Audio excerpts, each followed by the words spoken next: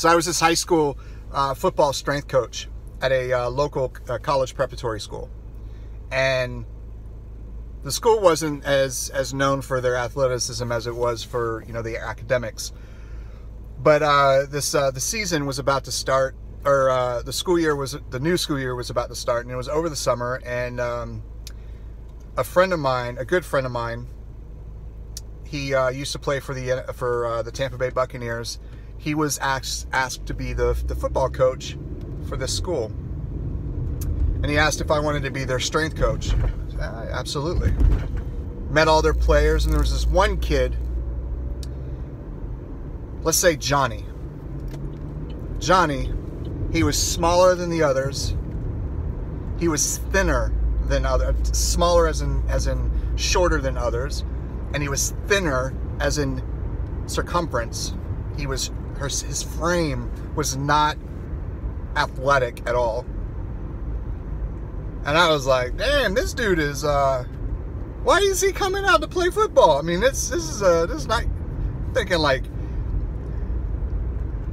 playing cards is more athletic for his body type than he should be engaging in football. Anyway, so measuring up the kids and putting them through all the tests, and sure enough, he's not that fast, he's not that powerful, he doesn't have a lot of endurance, but the kid has a sense of humor. Every time that there's frustration with some of the players not getting to the ball in time, or they're getting off the ball too early, or whatever, everyone's angry and frustrated with each other, and he always seems to make a joke that makes everyone laugh. When it's hot, everyone is struggling in the Florida humidity and heat. He's always cracking jokes and making people laugh.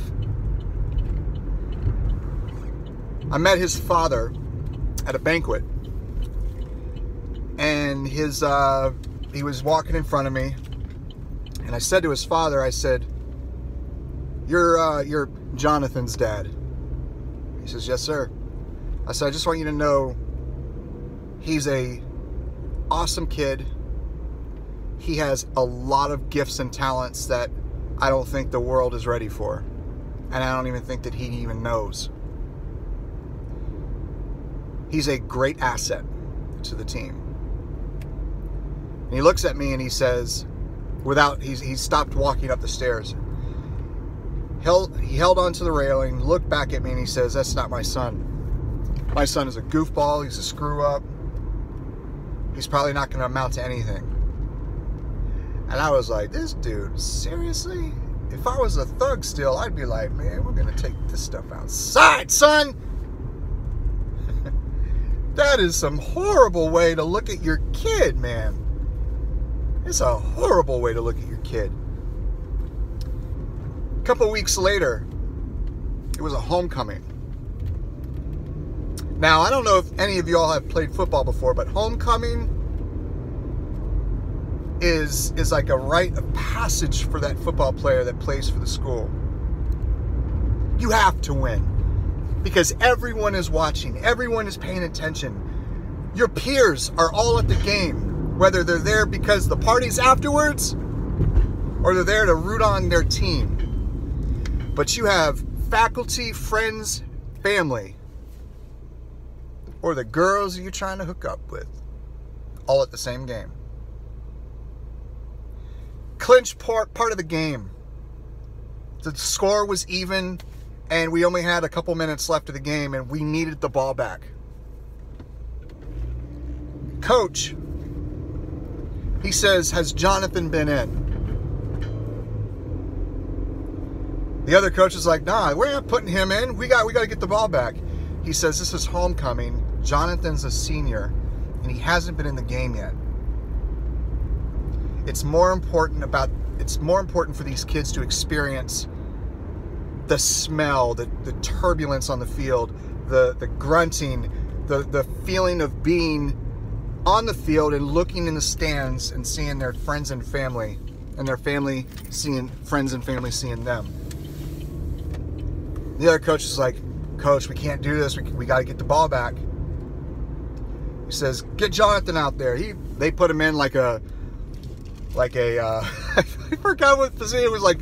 It was like linebacker or something, or safety. And he knew that the other team was really tired. So they weren't going to like absolutely destroy Jonathan. At least we're hoping not. Jonathan gets out there. The ball is snapped. The cornerback runs back, gets into the slot, looks into the field to see if there's any open receivers, and sure enough, there's someone right on the other side of Jonathan. Quarterback throws the ball. Jonathan, without hesitation, reaches up, grabs the ball with both hands, catches the ball, and brings it in. We call it the bread basket. You see a lot of people that catch the ball like this, like the bread basket, but he catches the ball and he puts it in his bread basket and he starts running. And he stiff arms somebody. Boom, he stiff arms somebody. And you could tell that these people were tired. I know there's no way that you're going to be able to park next to me, sir. Yeah, he was really tired. And hold on.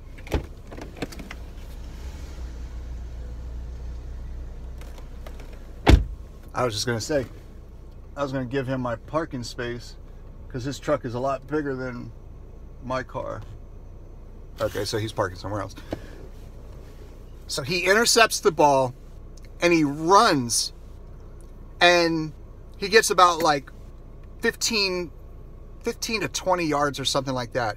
The crowd is going absolutely crazy. The crowd, I swear, the women were crying. The boys were trying to hold back their tears and they get the lump in their throat. And the grown men, you could tell the grown men were crying. This was the most unbelievable thing. And then all the line, the defensive line, the offensive line, everyone ran out to the field and like lifted him up like Rudy. Remember that movie, Rudy? Oh man. But we had to finish the game. We had to finish the game. But we ended up winning. I think it was like 2 points or something like that. The point that I'm getting to is sometimes you need other people to believe in you in order for you to make something great of the moment, if not of the moments that are to follow right now. Sometimes you just need somebody to say, hey man, I notice you. You're doing a good job. Just keep pressing on no matter how hard it is. I know you're discouraged, but don't give up. All that preparation will meet an opportunity and you will succeed. I know you're struggling, but don't give up because that victory is on the other side of that mountain or at the top of the mountain. I put my label of being a good player on my specific personal hanger. And when that personal hanger doesn't do as good because I'm going up against people that are a lot stronger than me, my level 8, 9 to 11 hanger doesn't do well in Champion League. And I go out onto that field, into the map, and I perform knowing I'm going up against these intense MK2 hangers. These intense players, great players, and they have MK2 hangers. It's not that I'm playing intense, amazing, aggressive, skillful players that have the same hanger that I do. They have hangers that are stronger than mine. And they have just as much, if not better skill than I do. So how do you think that makes me feel when I go out onto that map knowing that? I play small, right? I'm not as aggressive. I'm not as skillful. Maybe I'm slow. I'm less engaged. I'm not 100% there. Because I know that if I lose, it would be because it's my hanger. That's my limitation. If I win, it's because the other players that are on my team was able to make up for my shortcomings. The moment that I put on that YouTube account, that's Pixonic's account, not mine, all MK2. The moment that I don that uniform, I put on that helmet, I lift that sword and I go out to battle, I'm in grind mode. Nobody can beat me. Nobody can slow me down. There's not a player on the planet that is better than me, and I have the best hanger. I make mistakes. Of course I make mistakes. You've seen how many times I've jumped into a wall, especially in the video right before this one. You've seen how many times I've missed my jump, or I panicked and I jumped and I shouldn't have jumped, and I either over jumped where I was supposed to go, or I under jumped where I was supposed to go, or I landed in the open and exposed. Isn't that a metaphor for life? Get sloppy because of all of your aggressive action, and you expose yourself to the world. You take risk and it backfires on you. Well, there's a lot of life involved with metaphors. There's a lot of life metaphors involved in this game, man. But it's like, put on that uniform, man. And walking out when I was graduating boot camp, put on my uniform, and I had E1 rank. No, I got an E2. I got E2. And my parents and my wife's parents and my wife was in the audience watching me walk out there in my Class A uniform, graduating from Fort Benning, Georgia. Boot camp, Army boot camp, basic training.